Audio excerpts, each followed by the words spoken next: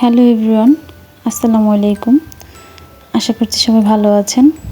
আমিও আলহামদুলিল্লাহ ভালো আছি। তো আজকে ব্লগটা সকাল থেকে শুরু করেছি। তো সকালবেলা তাহমিদ স্কুলে চলে গেছে, আর তাহমিদের বাবাও অফিস চলে গেছে। তো আমি আরিয়ানও ঘুম থেকে উঠে গেছে। তো ওঠার পরে আমি বিছানাগুলো গুছিয়ে নিতেছিলাম। আর আমার কাছে মনে হয় শীতের দিন থেকে গরমের দিনই ভালো। এখন একটু একটু হালকা হালকা ঠান্ডা পড়তেছে, তো রাতে দেখা যায় একটু পাতলা কাঁথা গায়ে দিতে হয়। আর কারণ বেশি ভারী কাঁথা গায়ে দেওয়া যাবে না, কারণ অতটাও শীত পড়ে নেই। তবে কিছুদিনে হয়তো পড়ে যাবে, এই মাস শেষে পড়ে যাবে। তো তখন সকালবেলা বিছানা গোছাতে আমার সবচেয়ে বেশি বিরক্ত লাগে শীতের দিনে। কারণ শীতের দিনে এত কাঁথা কম্বল বিছানা বোঝাই হয়ে যায়, মানে আমার কাছে খুব বিরক্ত লাগে। খাটের মধ্যে বেশি বেশি লাগে সব কিছু, আর এইগুলা ভাঁজ করতেও আমার বিরক্ত লাগে। আর দুইটা বেডরুমেই কাঁথা কম্বল বিছানা গুছাইতে হয়। যাই হোক, আমি আরিয়ানকে আগে নাস্তাটা করাই দিছি, কারণ ও ছোটো মানুষ। ঘুম থেকে ওঠার পরেই ওর প্রচুর ক্ষুধা লেগে যায়। তো আমি ওকে খাওয়াই দিছি, আর ওকে খাওয়াইলে দেখা যায় পেট ভরা থাকলেও আর আমাকে বিরক্ত করবে না। এরপরে আমি তাহমিদের আর আমার জন্য নাস্তা রেডি করে নেব। তো আমি এখানে আটাটা কিছুক্ষণ এভাবে রেখে দিছিলাম ঢেকে, আটা মাখানোর পরে, যাতে রুটিটা বেলার পরে আটকায় না যায়। অনেক সময় দেখা যায় কাঁচা আটাটা আপনার ছানার পরে সাথে সাথে বানাইতে গেলে রুটিটা ভালো করে বেলা যায় না। এই জন্য কিছুক্ষণ ভিজায় রাখলে আবার দেখা যায় আটাটা রুটি সুন্দর মতো হয় আর কি। তা আমি ভিতরে তেল দিয়ে তারপরে পরোটাগুলো বানাবো। আর তাহমিদের বাবা যেহেতু অফিসে, উনি তো নাই, আর উনি থাকলে ওনাকে আবার সাদা রুটি করে দিতাম। তো ছেলে আর আমি দুজনেই আর কি পরোটা খুব পছন্দ করি।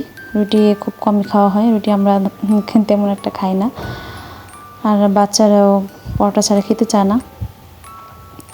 তো মাঝে মাঝে ওদেরকে ভাত দিই, আবার খিচুড়ি রান্না করা হয়, সকালে নুডলস রান্না করা হয়, পরোটাও দিই। এক এক সময় যেদিন ওরা অন্য কিছু খাবে সেদিন ওরাই বলে দিবে যে আম্মু এটা রান্না করো।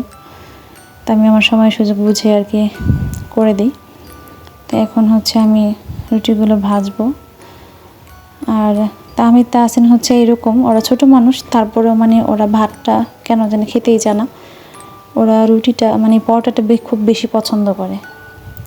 ওদের ভাত মাছ এগুলোর থেকে ওরা পরোটা দিয়ে, চা দিয়ে বা ডিম পোচ দিয়ে বেশি পছন্দ। তাহসিন তো মনে হয় 3 বেলা দিলেও 3 বেলাই খাবে। তাহমিদও পছন্দ করে, তবে তাহসিন খুব বেশি। তো ছেলেটা এখন আমার কাছে নাই, ওর নানি বাড়িতে চলে গেছে। ওর নানা বাড়িতে ও বাড়িতে যাওয়ার জন্য খুব পাগল হয়ে গেছিলো। তো নানা এসে ওকে নিয়ে গেছে, যেহেতু বাসা খুব বেশি দূরে না, কাছে। এখন যেতে ইচ্ছা হয়, ওর নানা আসে বা নানি আসার পরে নিয়ে যায়। ও থাকলে ওর জন্য চা বানাইতেই হইতো, কারণ ও ডিম দিলেও দেখা যায় ও বড়দের মতো চাটা অনেক বেশি পছন্দ করে। বাচ্চাদের তো চা খাওয়া ভালো না, তারপরেও ওরে বুঝাইতে পারি না, বা বেশি রকম মর্জি করে আর কি। তো ও নানি বাড়িতে গিয়েও ও এরকমই, নানা বাড়ি গিয়েও নানিকে বলে যে আমাকে চা পরোটা বানাই দাও। তো নানি চা পরোটা বা ডিম দিয়ে ওরে খাওয়ায়। তো আমি যদি 2-1 দিন না দিই, তখন বলবো যে তুমি পচা, নানি ভালো, নানি প্রতিদিন আমাকে চা দিয়ে পরোটা দিয়ে দেয়, তুমি আমাকে দাও না। তো বললাম তুমি নানি বাড়িতে যাই থাকো, কিছুদিন যাও।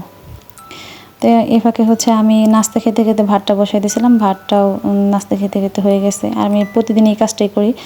আমি সবাইকে নাস্তা খাওয়ানোর পরে যখন আমি নাস্তা খাইতে যাই, তখন আমি ভাত বসাই দিয়ে যাই অথবা ডাল বসাই দিয়ে যাই, দুটো একসাথে বসাই দিয়ে গেলে দেখা যায় খেতে খেতে খাবার শেষ করে তারপরে থালা বাসন ধুইতে ধুইতে আমার এইগুলোও হয়ে যায়। তো ভাত হয়ে গেছে। আর আজকে খুব বেশি রান্না করব না, কারণ রাতের বেলা আজকে রুটি করব। কারণ তাহমিদ আজকে বলে দিছে যে রাতের বেলা কিন্তু আমি ভাত খাবো না, আমাকে রাতের বেলাও রুটি দিবা। তো এই জন্য খুব বেশি তরকারি রান্না করব না রাতে, যেহেতু বাচ্চারা সবজি খায় না, সবজি করা আছে, এই জন্য সবজিটার করব না, বা মাছও আজকে রান্না করব না। আজকে পাট শাকটা ভাজি করব, আর ডাঁটা শাক ভাজি আছে। তো পাট শাক ভাজি আর মাছ ভাজি করব। শাক ভাজির সাথে মাছ ভাজাটা অনেক বেশি ভালো লাগে আমাদের আর কি, খুব পছন্দ। ডালের বড়া অথবা মাছ ভাজা এগুলো দিয়ে আর কি ভালো লাগে। আবার আমার আব্বু তো শাকের সাথে হচ্ছে এই শীতের দিনে মূলা পিস পিস করে কেটে তারপরে খায়। আবার দেখি সালাদ বানায় মূলা দিয়ে, আব্বু অনেক পছন্দ করে। তো আম্মুর হাতে রান্না অনেক বেশি মিস করি। পাট শাকটা আমি রান্না করতে পারি না, কেন পারি না আমি জানি না, আমি চেষ্টা করি করতে, কিন্তু পাট শাকটা আমার হাতে মানে ভালো হয় না, আমি খেতে পারি না, আমার কাছে কেমন যেন লাগে। তো টাইম অনেক কম ছিল, শাকটা আমি আলাদা সিদ্ধ করি নাই। আমার আম্মু দেখি শাক আলাদা একটু পেঁয়াজ কিছুক্ষণ সিদ্ধ করে তারপরে হচ্ছে শাকটা দেয়, তারপর সিদ্ধ করে।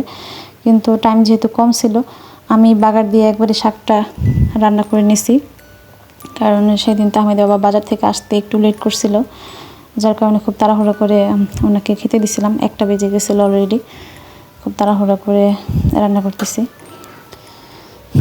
তো যাই হোক, এখন শাকটা হওয়ার পরে আমি হচ্ছে মাছটাও ভেজে নিব।